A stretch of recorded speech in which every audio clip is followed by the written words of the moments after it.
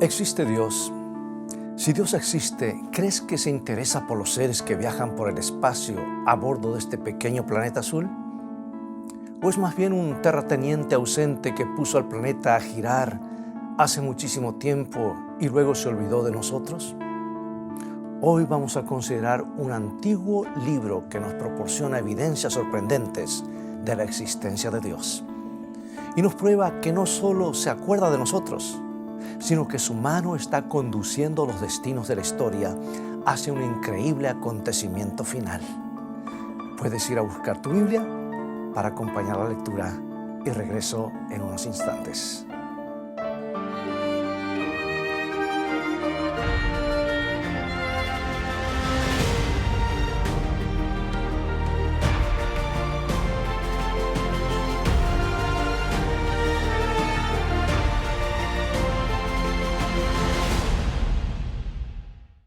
El duque de Wellington y Napoleón Bonaparte tenían algo en común y muchas cosas en común. Ambos habían nacido en una isla en 1769. Ambos habían perdido a sus padres a edad temprana y ambos tenían 4 hermanos y 3 hermanas. Ambos habían asistido a la escuela militar en Francia a la misma vez. Se habían destacado en matemáticas y se habían graduado como tenientes coroneles con un solo día de diferencia. Pero lo más importante es que ambos son recordados por lo que sucedió en la batalla de Waterloo. Estaban emparentados con historias de vida semejantes, una educación similar y ejércitos parecidos. Pero Napoleón perdió y el duque de Wellington ganó. Ahora, si le preguntas a un historiador por qué sucedió de esta manera, señalará varios motivos. Primero te dirá: el terreno en el que estaban peleando era del tipo que le gustaba a Wellington, o sea que se sentía más en casa. O por decirlo de una manera más práctica. Segundo, Napoleón no contaba con el ejército prusiano, que ese ejército se desviaría más de 25 kilómetros de su ruta para agregarse al combate. Y finalmente, algunos historiadores señalan que Napoleón ya no tenía el mismo valor y la misma energía que lo caracterizaron antes de su exilio. O sea que hay muchas ideas para explicar la derrota de Napoleón. Pero en lo que todos están de acuerdo es que en que hubiera podido ganar y el mapa de Europa sería bastante distinto si lo hubiera hecho. Pero algo inclinó la balanza decididamente en favor de Wellington y no fue la estrategia o la coincidencia, o el tamaño de los ejércitos, o la fatiga, o el clima, o alguna otra cosa. Fue algo más, amigos. Había una mano invisible que no permitió el triunfo napoleónico. Es que algo había sucedido 2500 años antes en el dormitorio de un antiguo rey babilónico, que había soñado por anticipado lo que sucedería aquel día en Waterloo. La Biblia menciona en el libro de Daniel capítulo 2, versículo 1, lo siguiente: y en el segundo año del reinado de Nabucodonosor, tuvo Nabucodonosor sueños y se perturbó su espíritu y se le fue el sueño. Era la medianoche y el hombre más poderoso de la tierra se despertó abruptamente, bañado en sudor frío, el corazón acelerado, la almohada empapada por la transpiración. Aunque había estado muchas veces en el campo de batalla y aunque había visto la muerte cara a cara, ahora estaba aterrorizado por un simple sueño. Salió de la cama y convocó de emergencia a los más reputados consejeros de su imperio, hombres que se vanagloriaban de conocer los secretos del universo. Y la Biblia continúa diciendo lo que registra Daniel 2, 2 al 4. Hizo llamar el rey a magos, astrólogos, encantadores y caldeos para que le explicasen sus sueños. Vinieron, pues, y se presentaron delante del rey. Y el rey les dijo: he tenido un sueño, y mi espíritu se ha turbado por saber el sueño. Entonces hablaron los caldeos al rey en lengua aramea: Rey, para siempre vive. Di el sueño a tus siervos y te mostraremos la interpretación. No hay problema, le dijeron, cuéntanos el sueño y te diremos el significado. Y mientras los astrólogos y magos desplegaban sus cartas y libros de interpretación, el rey olió algo raro. Tuvo la desagradable sensación de que los hombres que guiaban los destinos de su reino no sabían muy bien de qué estaban hablando. Entonces se negó a contarles el sueño y les dijo que lo adivinaran. Si son lo que dicen ser, les dijo, deberían adivinar el sueño y la interpretación. Y si no pueden, voy a matarlos uno por uno. Un escalofrío debe haber recorrido sus espaldas, porque en lo íntimo de sus corazones sabían que sus libros y sus diagramas serían incapaces de ayudarlos. Nadie podía ingresar dentro de la mente del rey para extraer la información que necesitaba. Así que les pidieron un poco más de tiempo, pero Nabucodonosor fue duro. Me han estado mintiendo durante años, ¿verdad? Mi decisión es definitiva. O me dicen lo que he soñado y me dan el significado, o van a morir todos. Y la Biblia nos cuenta la historia con estas palabras. Daniel 2, 10 al 12. Los caldeos respondieron delante del rey y dijeron, no hay hombre sobre la tierra que pueda declarar el asunto al rey. Además de esto, ningún rey, príncipe ni señor preguntó cosa semejante a ningún mago, ni astrólogo, ni caldeo. Porque el asunto que el rey demanda es difícil y no hay quien lo pueda declarar al rey, salvo los dioses cuya morada no es con la carne. Por esto el rey, con ira y con gran enojo, mandó que matasen a todos los sabios de Babilonia. Ahora me resulta interesante que cuando había sucedido algo importante que habría de cambiar el curso de la historia para siempre, resulta que los adivinos y los astrólogos no supieron nada al respecto. Y aunque la programación nocturna de la televisión está llena de hotlines con adivinos, cartas astrales, créeme, amigo y amiga, que esas personas tampoco tienen idea de lo que va a suceder. Porque cuando Dios tiene algo importante que decirnos, no utiliza las cartas del tarot, ni las cartas astrales, ni las bolas de cristal, ni las hojas de té. Él se manifiesta y lo dice. Y aquí está. Veamos cómo funciona. El segundo capítulo de Daniel nos dice que como los así llamados sabios no pudieron hacerlo, Nabucodonosor hizo una redada para prenderlos y ejecutarlos. Y cuando sus enviados estaban recorriendo el reino para hallar a todos los caldeos, golpearon a la puerta de un hebreo cautivo llamado Daniel, quien era considerado sabio por su sangre real, su gran inteligencia y su vida piadosa. Pero Daniel no era como los caldeos. En realidad era un profeta genuino, un verdadero mensajero de Dios. Llévenme ante el rey, les dijo, y así lo hicieron. Y esto es lo que nos dice Daniel 2:16. Y Daniel entró y pidió al rey que le diese tiempo y que él mostraría la interpretación al rey. Bueno, por alguna razón, el rey confiaba en Daniel. Quizá porque le había demostrado su valía en el pasado. Entonces concedió el tiempo que Daniel le pedía.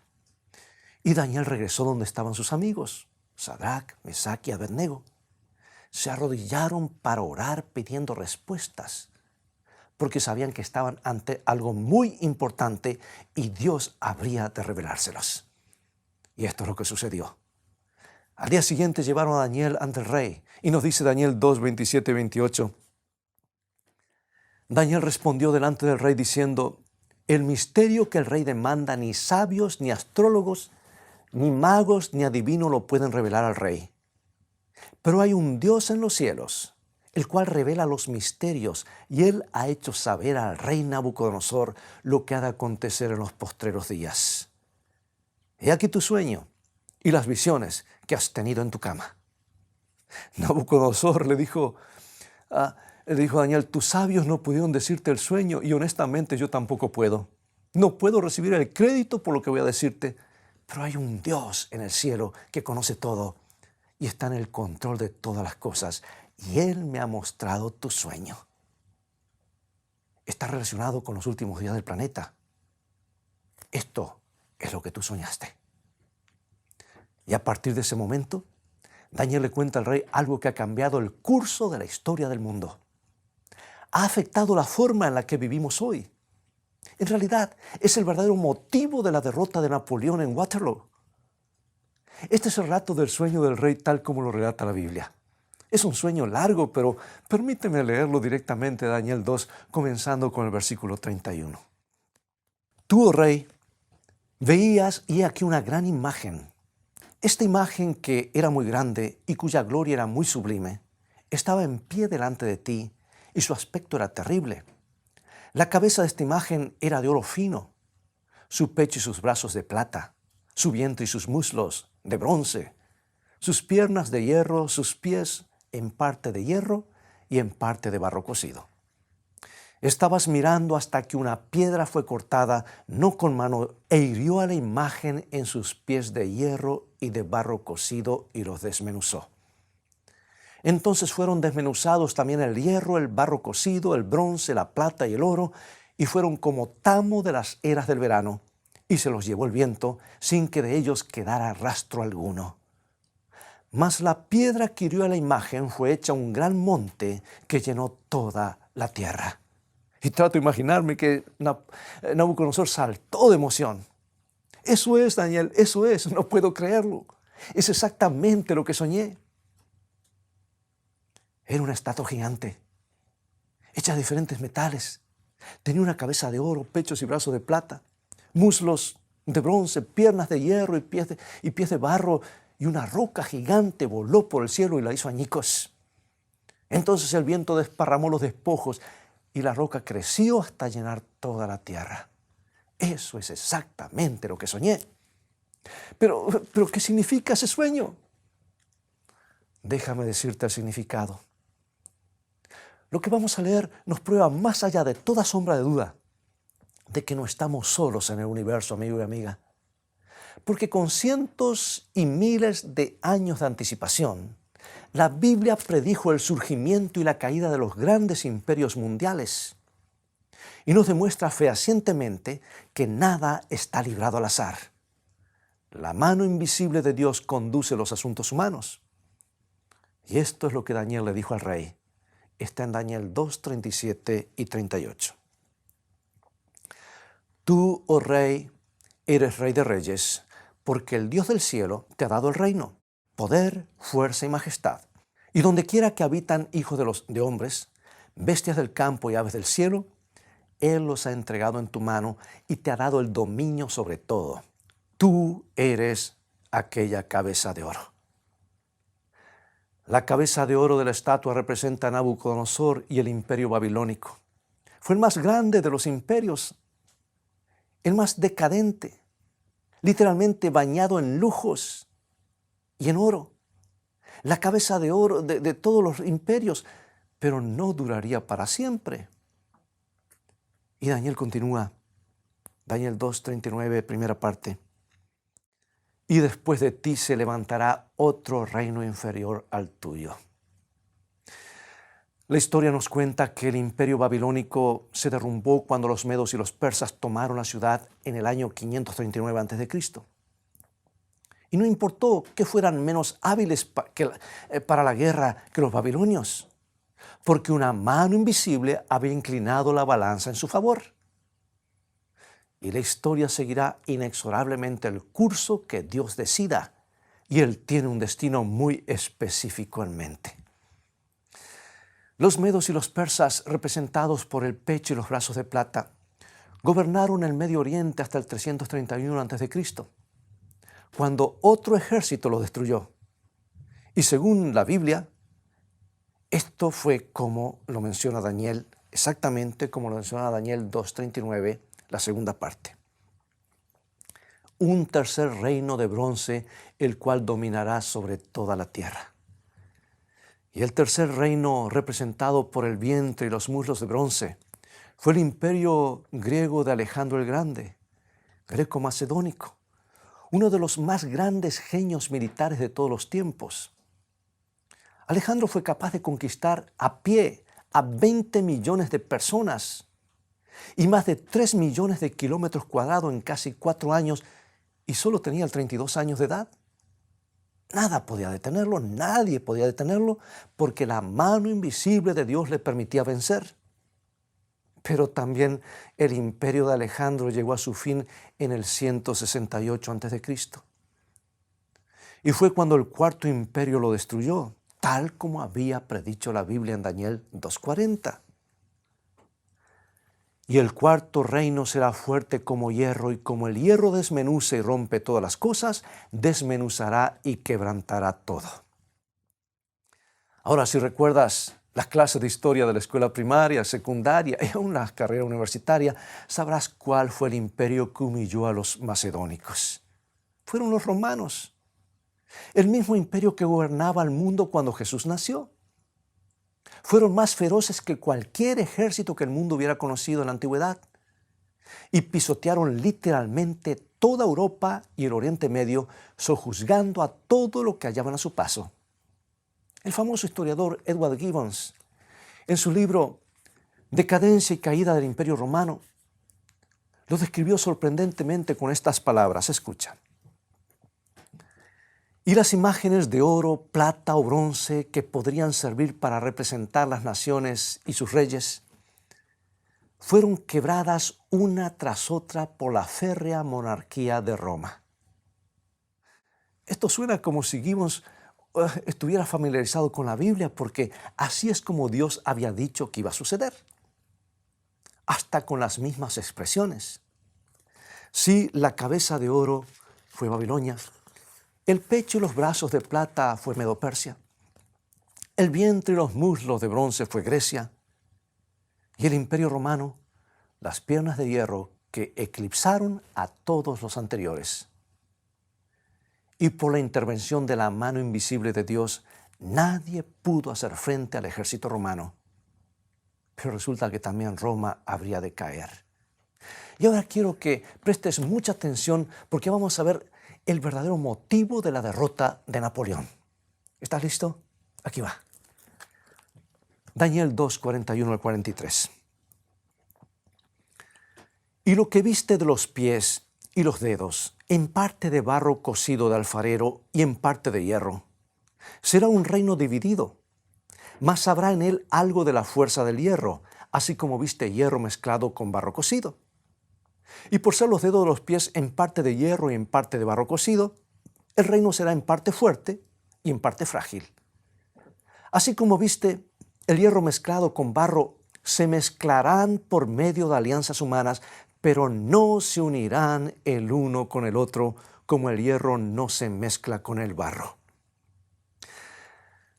Daniel le dijo al rey con más de 1000 años de anticipación que el imperio romano de Occidente sucumbiría y será dividido en 10 partes como los 10 dedos de los pies.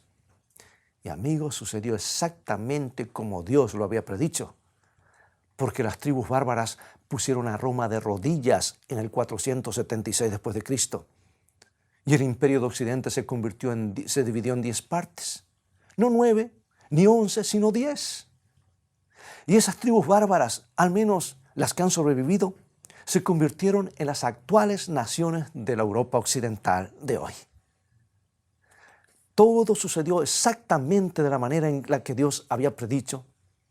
Y además la Biblia nos dice que, aunque tratarían de hacerlo de muchas maneras, esas 10 tribus no se unirían unas con otras, porque la mano invisible de Dios ha inclinado la balanza contra todos los que han tratado de reunir las piezas del Imperio Romano de Occidente. Dice, no se unirán el uno con el otro, no se pegarán. Y Dios no va a modificar su manera de pensar, créeme. Ese es el motivo por el que todo intento, todo experimento por unir a Europa Occidental ha fracasado miserablemente. Las familias reales trataron de lograrlo por medio de alianzas matrimoniales, pero no funcionó. Por ejemplo, el rey guerrero Carlos V casi lo logró. Pero cuando acababa de unir a Europa, estalló la revolución que lo forzó a abdicar del trono. Luis XIV, el rey Sol, así llamado, trató de unir a Europa, pero otros países lucharon para evitarlo. Y murieron tantos de los más altos y fuertes hombres de Francia, que algunos estiman que el día de hoy el varón promedio francés es aún 3 centímetros más bajo de lo que podrían haber sido. Entonces llegó Napoleón. Era tan arrogante que en 1804 se coronó como emperador a sí mismo. La historia cuenta que cuando llegó el instante en el que el Papa debía colocarle la corona, Napoleón se la quitó de las manos y se las puso él mismo. Pensaba que nadie ni nada podía detenerlo, pero olvidó un detalle. La mano invisible de Dios que había dicho, no se unirán el uno con el otro. Por eso, en 1812, Napoleón avanzó sobre Rusia y Dios inclinó el platillo de la balanza en su contra. Nada tuvo que ver el poder militar de los rusos. Todo se debió a la intervención divina. Resulta que comenzó a nevar. Y de los más de 600.000 soldados franceses que habían invadido Rusia, solo 500.000 regresaron a su hogar. Y a pesar de esa aplastante derrota, y después de un humillante exilio, Napoleón se fue a Waterloo y perdió, porque Dios había dicho que nadie volvería a unir al Imperio Romano de Occidente. Todos los que han tratado de hacerlo fracasaron. Ahí tienes el Kaiser Guillermo, fracasó, aunque es probable que hubiera podido hacerlo. Hitler casi lo logró, pero fracasó. Y aunque en 1942 daba toda la impresión de que triunfaría, y eso es lo que indicaban, parecía todo indicar eso, todos fracasaron porque Dios había dicho, no se unirán el uno con el otro. Y nada hará cambiar a la mano invisible de Dios.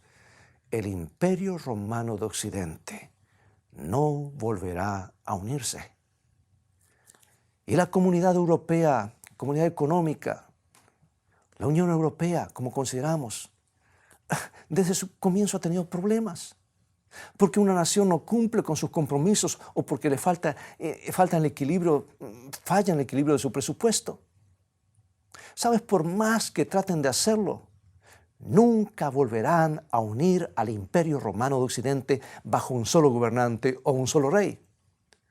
No sucederá porque Dios dijo, no se unirán el uno con el otro. Las naciones de Europa estarán divididas hasta que la roca del sueño de Nabucodonosor venga y desmenuce a los reinos de la tierra. Daniel 2:44 nos dice, y en los días de estos reyes, el Dios del cielo levantará un reino que no será jamás destruido, ni será el reino dejado a otro pueblo, desmenuzará y consumirá todos estos reinos, pero él permanecerá para siempre. Nabucodonosor, dijo Daniel, ¿quieres ver lo que va a suceder? Un día tu imperio babilónico va a colapsar y después vendrán otros 3 imperios. Y el último de esos imperios estará dividido por algún tiempo y finalmente Dios mismo establecerá un reino que durará para siempre. Tú y yo, querido amigo y amiga, estamos viviendo en el tiempo de los dedos de la estatua. Y el siguiente acontecimiento que narra la profecía es el establecimiento del reino de Dios. Y esto sucederá cuando Jesucristo regrese. Dice Jesús en San Mateo capítulo 25, versículo 31. Cuando el Hijo del Hombre venga en su gloria y todos los santos ángeles con él, entonces se sentará en su trono de gloria. Sí, 4 imperios mundiales, cada uno de ellos ya ha surgido y ha desaparecido. Entonces el Imperio Romano Occidental, un imperio dividido, que aún continúa hasta nuestros días, los países divididos de Europa. Amigo mío, tú y yo estamos viviendo bajo los últimos gobernantes humanos que se describen en el capítulo 2 de Daniel. El siguiente acontecimiento será la venida de Jesús. Oh, la roca de los siglos, la piedra angular que los constructores rechazaron, llenará este planeta con su gloria y establecerá su propio reino. Déjame hacerte una pregunta. ¿No somos más que una mancha insignificante en el universo? De ninguna manera. Dios mismo mudará al planeta Tierra, porque dice Apocalipsis capítulo 21, versículo 3, mira cómo terminan las cosas. Y oí una gran voz del cielo que decía, he aquí el tabernáculo, o sea, la morada de Dios con los hombres, y Él morará con ellos, y ellos serán su pueblo, y Dios mismo estará con ellos como su Dios. Ya casi es el fin. Y si eres de los que se han estado angustiando por los últimos acontecimientos mundiales, deja de preocuparte, porque la mano invisible de Dios aún está en acción. No importa lo que suceda, nada detendrá el regreso de Jesucristo. Él va a establecer su reino y tú puedes tener parte en el mismo. Cuando sales de vacaciones, cuando salen, todos los niños hacen la misma pregunta. Tal vez tus niños te lo preguntaron, ¿verdad? Y la pregunta es, ¿falta mucho para llegar? Mis padres me decían que buscara determinadas señales. ¿Sabes? Los hijos de Dios también quieren saber, ¿falta mucho para llegar? Y Dios en su amor nos dio las grandes señales de la historia para que lo sepamos. Por eso, al comprender que estamos a punto de llegar, permíteme que te haga una pregunta. ¿Has arreglado tus cosas con Dios? Puedes que te hayas preguntado por qué Dios habría de molestarse con un pequeño planeta cargado de pecado como el nuestro. No olvides que Él ha hecho una tremenda inversión en la humanidad. La compró con su propia sangre y Jesús se hizo como uno de nosotros, parte de la raza humana. Y su mayor deseo es venir a poner fin a los reinos de este mundo y establecer el suyo propio. ¿Quisieras colocar tu vida y tu futuro en las manos de Dios ahora mismo? Acompáñame a orar. Señor, la condición del mundo nos hace sentir que el tiempo se acaba. Anhelamos que Jesús regrese y establezca su reino porque estamos cansados de los gobiernos humanos. Nuestros ojos hoy están fijos en Jesús. Queremos conocerlo mejor y amarlo aún más. Guíanos en el estudio de tu palabra para que podamos estar preparados cuando Él venga. Lo pedimos en el nombre de Jesús. Amén. Bien, ha llegado el momento de despedirnos y apenas hemos tenido tiempo de dar un ligero vistazo al segundo capítulo de Daniel. Pero hay mucho más para aprender en este antiguo libro profético que nos da las bases para una mejor comprensión de la profecía bíblica. Si quieres tener más material para meditar, para estudiar, visítanos en nuestra página web escritoestá.tv, donde encontrarás una gran cantidad de recursos para el estudio de la Biblia. También puedes mirar la transmisión de otros programas de Escrito Está en forma totalmente gratuita y tendrás la oportunidad de comprender la Biblia como nunca antes. Dios te bendiga y te guarde y recuerda, escrito está, no solo de pan vivirá el hombre, sino de toda palabra que sale de la boca de Dios.